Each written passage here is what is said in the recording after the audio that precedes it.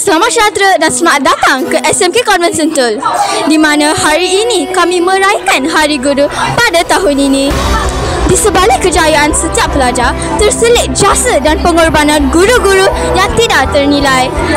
Marilah kita sama-sama menyaksikan detik-detik bermakna dalam video ini. Saya Sanjana dari TVPSS.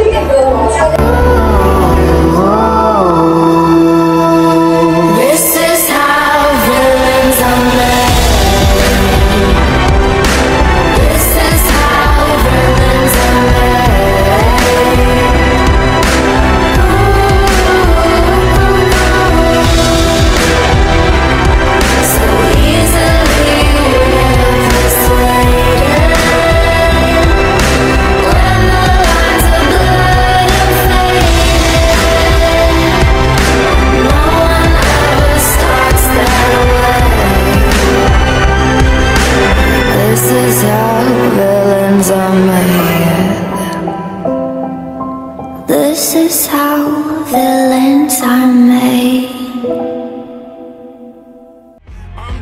Majlis sambutan Hari Guru SMK Konvent Sentul dipenuhi dengan pelbagai aktiviti menarik, daripada persembahan pelajar yang menghiburkan hinggalah ucapan penghargaan kepada guru-guru.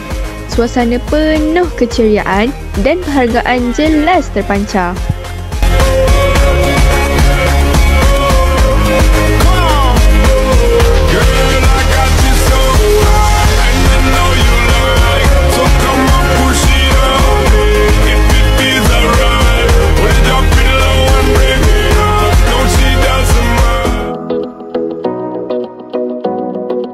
Cikgu, boleh ceritakan tak pengalaman guru sebagai guru di SMK Konvent Sentul? Okey, pengalaman saya mengajar di SMK Konvent Sentul bermula pada tahun 2020. Maksudnya sehingga tahun ni 5 tahun lah. Saya rasa sangat bertuah lah bila saya dihantar ke sekolah ni, sebab sekolah ni memang sangat unik, mempunyai budaya yang sangat lain daripada sekolah-sekolah lain yang pernah saya berkhidmat sebelum ni.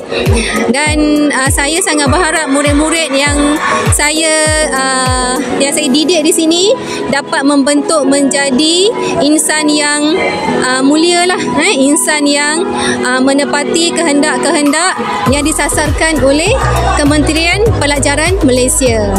Terima kasih cikgu. Okey, sama-sama, terima kasih.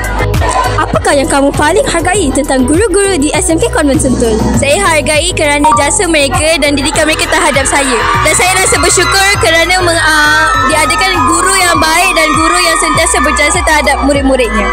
Itu sahaja. Terima kasih. Majlis ini bukan sahaja meraihkan jasa guru, malah menjadi platform untuk pelajar menunjukkan bakat dan kreativiti mereka. Kerjasama antara guru dan pelajar jelas kelihatan sepanjang majlis ini berlangsung. Itu sahaja untuk video kali ini. Jumpa di video seterusnya.